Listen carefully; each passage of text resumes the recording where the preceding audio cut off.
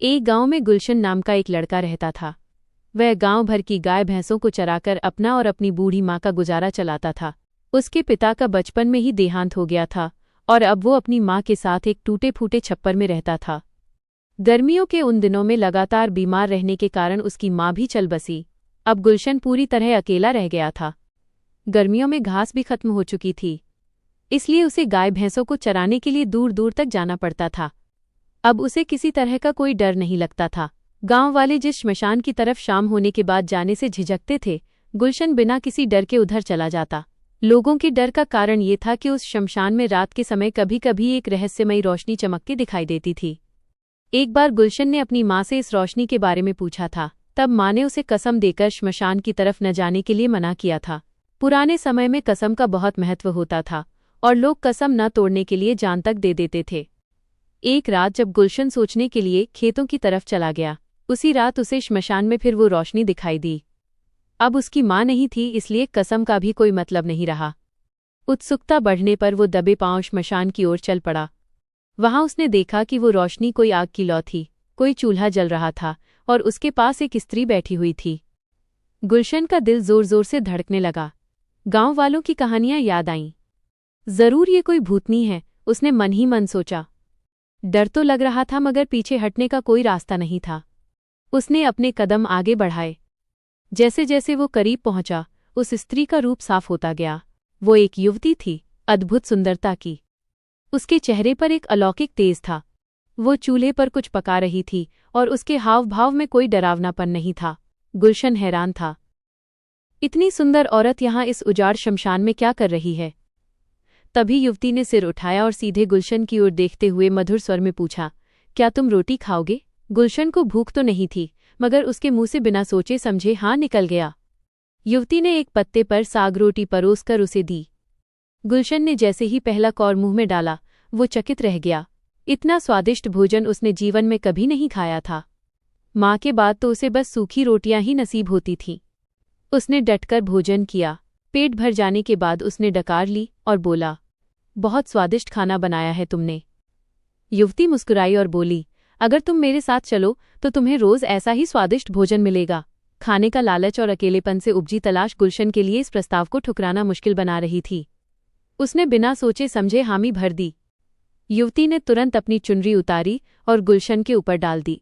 चुनरी के स्पर्श मात्र से ही गुलशन के चारों ओर अंधेरा छा गया और वो बेहोश होकर जमीन पर गिर पड़ा। जब उसकी आंखें खुली तो उसने स्वयं को एक भव्य महल के सुसज्जित कक्ष में पाया। चारों ओर रेशम के पर्दे, सोने चांदी के बर्तन और खुशबूदार फूलों की महक थी। गुलशन अपनी आंखों पर विश्वास नहीं कर पा रहा था। वो जमीन पर बिछे मखमली गद्दों पर लेटा हुआ था। तभी दरवाज़ा खुला और वही सुंदर युवती अंदर आई। उसने गुलशन को देखा और मधुर स्वर में हंसते हुए कहा, उठो, हम तुम्हें स्नान कराते हैं। गुलशन उसके पीछे पीछे चल पड़ा। वो कुछ पूछना चाहता था, मगर हर बार युवती उसे चुप रहने का इशारा कर देती। आखिरकार उसने सोचा, जो होगा देखा जाएगा, वैसे भी मेरे पास खोने के लिए कुछ नहीं है। स्नानागार एक अलग ही दुनिया थी। वहां 2 अधेड़ उम्र के सेवकों ने उसे चांदी के टब में बैठाकर सुगंधित तेलों और इत्र से स्नान कराया। फिर उसे नए महीन रेशम के वस्त्र पहनाए गए। जब गुलशन ने शीशे के सामने खड़े होकर स्वयं को देखा तो वो अपनी ही शक्ल पर हैरान रह गया। वह साधारण सा ग्वाला कहाँ और ये राजकुमार जैसा रूप कहाँ से आ गया? तभी एक और सुंदर युवती कक्ष में आई और उसका हाथ पकड़कर एक दूसरे कमरे में ले गई। वो कमरा भोजन कक्ष था, जहां एक लंबी मेज पर तरह तरह के पकवान, मिठाइयाँ और फल सजे हुए थे। खाने की सुगंध से गुलशन के मुंह में पानी भर आया। वो खाने की ओर बढ़ ही रहा था कि युवती ने उसका हाथ थाम लिया और बोली, ये सब खाना तुम्हारे लिए ही है, मगर खाने से पहले तुम्हें एक शर्त माननी होगी। भूख से बेहाल गुलशन कुछ भी करने को तैयार था। उसने तुरंत कहा, जो भी शर्त हो मैं मानने को तैयार हूँ। युवती बोली, तुम्हें हमारे लिए भैरव बाबा को यहाँ लेकर आना होगा। गुलशन के लिए ये कोई मुश्किल काम नहीं लगा। भैरव बाबा गांव के एक तांत्रिक थे जिनसे गुलशन और उसकी माँ का पुराना नाता था। जरूरत पड़ने पर बाबा ने उनकी मदद भी की थी। मगर गुलशन को समझ नहीं आ रहा था कि इस सुंदर युवती को बाबा से क्या काम है। शायद कोई समस्या होगी, उसने सोचा। उसने तुरंत हामी भर दी और जल्दी जल्दी स्वादिष्ट भोजन करने लगा। भोजन के बाद एक तीसरी सुंदर युवती प्रकट हुई। उसने कहा, मैं रूपनगर की राजकुमारी हूँ। भैरव बाबा से मुझे कुछ काम कराना है। इसलिए तुम्हारे द्वारा उन्हें यहाँ बुलाना चाहती हूँ। फिर राजकुमारी ने गुलशन का हाथ पकड़ा और महल के बगीचे की ओर ले गई। बगीचे में ऐसे ऐसे दुर्लभ फूल खिले थे जिनके बारे में गुलशन ने कभी सपने में भी नहीं सोचा था। बगीचे के बीचों बीच फूलों से सजा एक बड़ा कमरा था। राजकुमारी गुलशन को उस कमरे में ले गई और अपने सौंदर्य का जादू बिखेरने लगी। गुलशन उसके मोहपाश में बुरी तरह फंस गया। उस रात वे दोनों उसी कमरे में रहे। अगली सुबह से गुलशन के जीवन का एक नया अध्याय शुरू हुआ। हर दिन उसे स्वादिष्ट भोजन, महीन वस्त्र और राजकुमारी का साथ मिलने लगा। वो इस आराम और सुख के जीवन में इतना डूब गया कि उसे अपना पुराना जीवन, अपना छप्पर, अपना गांव, सब कुछ भूलता चला गया। वो समझ नहीं पा रहा था कि वो स्वर्ग में है या धरती पर। राजकुमारी का जादू उस पर इस कदर चढ़ चुका था कि अगर वो कहती आकाश से चांद तोड़ लाओ तो गुलशन उसके लिए सीढ़ी लगाने को तैयार हो जाता। कई दिन इसी तरह बीत गए। एक दिन राजकुमारी गुलशन को महल के एक गुप्त दरवाजे के पास ले गई। दरवाज़ा हटाते हुए वह बोली, गुलशन, अब तुम्हें वापस गांव जाना होगा। वहां जाकर भैरव बाबा को लेकर आओ। जैसे ही तुम बाबा के साथ गांव से निकलोगे 3 ताली बजाना, मैं तुरंत आकर तुम्हें ले जाऊंगी। गुलशन ने सहमति में सिर हिलाया। राजकुमारी ने फिर से अपनी चुनरी उसके ऊपर डाल दी और गुलशन फिर बेहोश हो गया। जब उसकी आंखें खुलीं तो वो अपने गांव के पास नदी किनारे स्थित एक पुराने बरगद के पेड़ के नीचे लेटा हुआ था। उसके शरीर से राजसी वस्त्र गायब थे और वो फिर से फटे पुराने कपड़े पहने हुए था। उसे बहुत दुख हुआ, मगर फिर उसने सोचा, चलो भैरव बाबा को लेकर जल्दी से वापस चलते हैं, फिर वही सुख सुविधा वाला जीवन मिलेगा। वो उठा और गांव की ओर चल पड़ा। रास्ते में उसे कुछ गांव वाले मिले, मगर हैरानी की बात ये थी कि कोई भी उसे देख नहीं पा रहा था। लोग सीधे उसके शरीर से होकर गुजर रहे थे, मानो वह हवा हो। गुलशन ने कुछ लोगों को आवाज दी, मगर किसी ने उसकी आवाज नहीं सुनी। वो एक भूत की तरह था जिसे कोई देख या सुन नहीं सकता था। ये बात उसे डराने के बजाय और भी उत्सुक बना रही थी। आखिरकार वो भैरव बाबा की कुटिया की ओर चल पड़ा। भैरव बाबा की पत्नी, जो एक सुंदर और गंभीर महिला थी, ने दरवाज़ा खोला। उन्होंने गुलशन को देखते ही पहचान लिया और बोली, अरे गुलशन, तुम इतने दिन कहाँ थे? बाबा तो किसी काम से बाहर गए हैं, शाम तक लौटेंगे। गुलशन ने राहत की सांस ली कि कम से कम बाबा की पत्नी तो उसे देख पा रही थी। वो कुटिया के बाहर बैठकर बाबा का इंतजार करने लगा। शाम होते होते भैरव बाबा वापस आए। जैसे ही उनकी नज़र गुलशन पर पड़ी, उनके चेहरे के भाव बदल गए। उनके चेहरे पर भय उतर आया और आंखों में एक गहरी चिंता उभर आई। बिना कुछ कहे उन्होंने गुलशन का हाथ पकड़ा और उसे कुटिया के पीछे ले गए। वहां उन्होंने कुछ मंत्र बुदबुदाए और अचानक ही दोनों के सामने एक झोपड़ीनुमा दरवाज़ा प्रकट हो गया। अंदर जाकर गुलशन हैरान रह गया। बाहर से तो वो एक साधारण झोपड़ी लग रही थी, मगर भीतर एक विशाल खंडहर हो चुका महल था। बाबा वहां खड़े होकर मंत्रों का जाप करने लगे। ऐसा लग रहा था मानो वो इस खंडहर के हर कोने से परिचित हों। फिर वो एक गोल पत्थर के पास गए और उसे हटा दिया। पत्थर के नीचे एक गुप्त सुरंग का रास्ता खुला था। बाबा ने गुलशन को संकेत किया और दोनों अंदर उतर गए। कुछ देर चलने के बाद वे एक खुले स्थान पर पहुंचे, जहां बाबा ध्यान मुद्रा में बैठ गए। बाबा ने घबराते हुए कहा, तू कहाँ जाकर फंस गया है? मैं और तेरी माँ तुझे हमेशा समझाते थे कि श्मशान की तरफ रात के समय मत जाया करो। गुलशन ने डरते डरते अपनी पूरी कहानी बाबा को सुनाई। श्मशान की रोशनी, सुंदर युवती, स्वादिष्ट भोजन, राजमहल और राजकुमारी का प्रस्ताव। बाबा का चेहरा और भी गंभीर हो गया। उनके माथे पर चिंता की लकीरें उभर आईं। उन्होंने कहा, गुलशन, तूने उसके साथ शारीरिक संबंध बनाकर बहुत बड़ी गलती कर दी। मैं तो ये सोच रहा हूं कि तू जिंदा कैसे बच गया।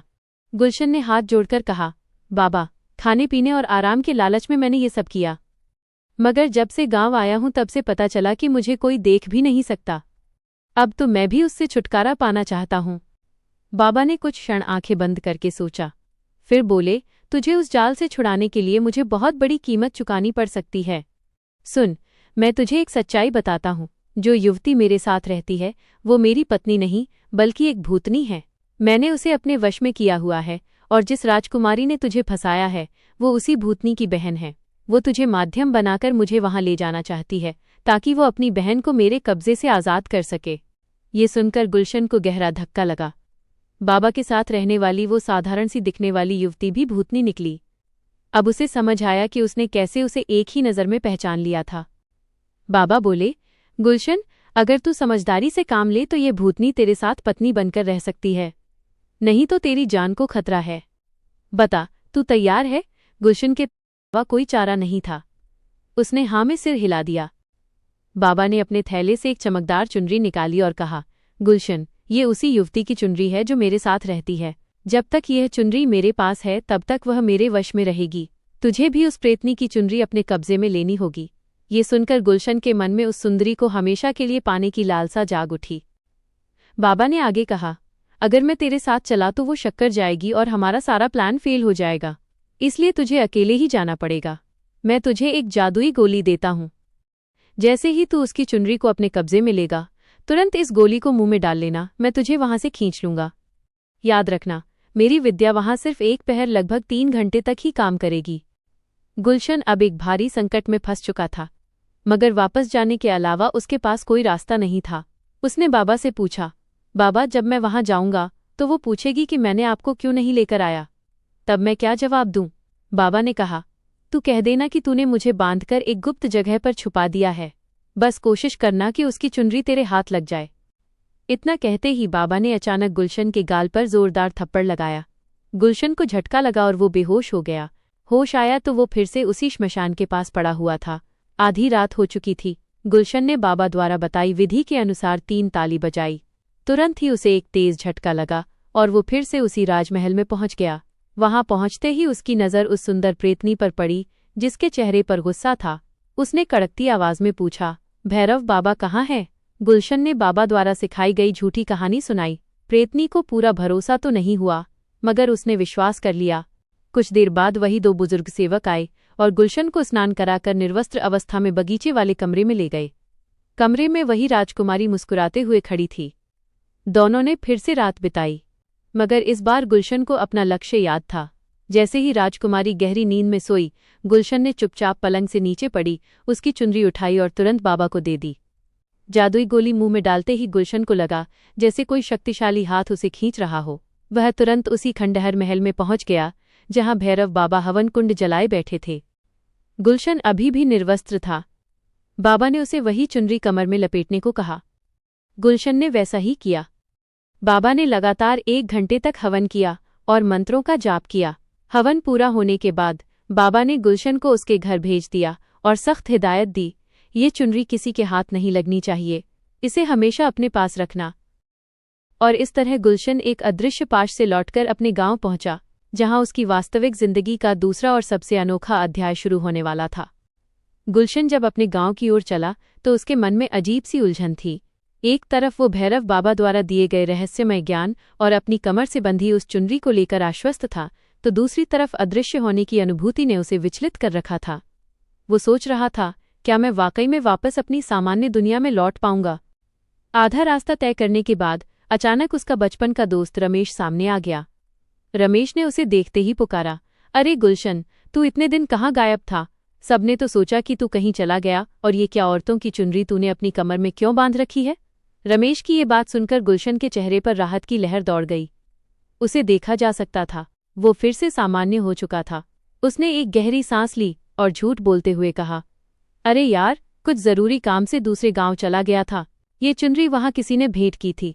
रमेश ने उसकी बात पर ज्यादा जोर नहीं दिया और गांव की ताज़ा खबरें सुनाने लगा। गांव पहुंचते ही गुलशन को हर कोई यही सवाल पूछता, गुलशन, तू इतने दिन कहाँ था? और गुलशन सबको वही झूठी कहानी सुनाता रहा। जब वो अपने टूटे फूटे छप्पर में पहुंचा तो उसे एक अजीब सी शांति महसूस हुई। ये उसका अपना घर था, अपनी मिट्टी। उसने चुनरी को अपनी कलाई पर मजबूती से बांध लिया और पुरानी चारपाई पर लेट गया। शरीर और मन की थकान ने उसे जल्दी ही गहरी नींद में सुला दिया। थोड़ी देर बाद उसे चूड़ियों की खनखनाहट की आवाज़ सुनाई दी। आवाज़ इतनी मधुर और नज़दीक थी कि उसकी नींद टूट गई। उसने आंखें खोली तो देखा वही सुंदर प्रेतनी जिसे वो राजकुमारी समझता था, उसके घर के चूल्हे के पास बैठी रोटी बना रही थी। उसके हाथों में चूड़ियां थीं और चेहरे पर एक सहज गृहिणी जैसी मुस्कान थी। गुलशन की आंखों के सामने यह दृश्य किसी सपने जैसा था। प्रेतनी ने मुड़कर देखा और मीठे स्वर में बोली, उठ गए, रोटी तैयार है। गुलशन खुशी से भर गया। ये कोई सपना नहीं, हकीकत थी। भैरव बाबा की विद्या ने काम कर दिया था। अगली सुबह भैरव बाबा आए और उन्होंने गुलशन और प्रेतनी का विधिवत विवाह करा दिया। गांव वालों के लिए यह एक आश्चर्य था कि गुलशन जैसा गरीब लड़का इतनी सुंदर स्त्री को कहाँ से ले आया, मगर विवाह के बाद सबने उसे स्वीकार कर लिया। गुलशन का जीवन पूरी तरह बदल गया। भैरव बाबा ने उसे तंत्र विद्या की बारीकियां सिखाना शुरू किया। गुलशन, जो कभी सिर्फ एक साधारण ग्वाला था, अब गांव वालों की छोटी मोटी समस्याओं, बीमारियों और परेशानियों का समाधान करने लगा। धीरे धीरे उसकी गिनती गांव के सम्मानित लोगों में होने लगी। प्रेतनी, जिसका नाम अब लोगों ने रमला रख दिया था, गांव की औरतों के साथ घुल मिल गई। वो मीठा बोलती, सबकी मदद करती, मगर एक बात सबको हैरान करती थी, वो कभी बूढ़ी नहीं होती थी। साल बीतते गए, मगर उसके चेहरे पर एक भी झुर्री नहीं आई। उसका रूप वैसा का वैसा ही रहा। गांव वालों ने इसे भैरव बाबा और गुलशन की तांत्रिक शक्तियों का करिश्मा मानकर स्वीकार कर लिया। गुलशन और रमला के 2 पुत्र हुए। बड़े का नाम कमलेश रखा गया और छोटे का नाम रामू। दोनों बच्चे एकदम सामान्य और स्वस्थ थे। समय बीतता गया। गुलशन ने मेहनत करके अपनी जमीन खरीदी और एक सफल किसान बन गया। गांव वालों ने उसे बैलगाड़ी भेंट की। उसका परिवार अब समृद्धि और खुशहाली से भर गया। लड़के बड़े हुए, जवान हुए और उनके विवाह हो गए। गुलशन के घर में 2 बहुएं आ गईं। अब उसका छोटा सा परिवार एक बड़े संयुक्त परिवार में बदल चुका था। मगर आज भी रमला उतनी ही युवा और सुंदर दिखती थी जितनी पहले दिन थी। बहुएं अपनी सास से उम्र में भी छोटी लगती थीं। यह बात कभी कभी उनके मन में सवाल खड़े कर देती, मगर वे चुप रहतीं। एक दिन पड़ोस में एक समारोह था। सबने गुलशन की पत्नी से नाचने का आग्रह किया। उसने कहा कि बिना अपनी चुनरी के वो नहीं नाच सकती। गुलशन ने सोचा कि अब तो परिवार बस गया है, वो कहाँ जाएगी। ये सोचकर उसने चुनरी दे दी। चुनरी ओढ़कर प्रेतनी ने नाचना शुरू किया और नाचते नाचते वो हमेशा के लिए गायब हो गई। एक पल के लिए सन्नाटा छा गया। फिर अफरातफरी मच गई। सबको अब समझ में आ गया था कि रमला कोई साधारण स्त्री नहीं, बल्कि एक प्रेतनी थी जो चुनरी के जादू से बंधी हुई थी। गुलशन वहीं खड़ा रह गया, अपनी भूल पर पश्चाताप करता हुआ। उसकी आंखों के सामने से उसका सुख चैन, उसकी पत्नी, उसके बच्चों की मां, सब कुछ छीन गया था। गांव वाले अब उसके परिवार को भूतनी का कुल कहकर बुलाने लगे, मगर गुलशन के बेटे कमलेश और रामू पूरी तरह सामान्य इंसान थे। उन्होंने और उनकी पत्नियों ने गांव वालों के व्यवहार को नज़रअंदाज करते हुए सबके साथ मिलजुल कर रहना जारी रखा। गुलशन ने फिर कभी शादी नहीं की। वो अपने बच्चों और पोते पोतियों के साथ रहा। समय के साथ सब कुछ बदल गया, मगर जब भी गांव में किसी को रात के सन्नाटे में चूड़ियों की खनखनाहट सुनाई देती, लोग कहते, देखो रमला फिर आई है अपने गुलशन को देखने।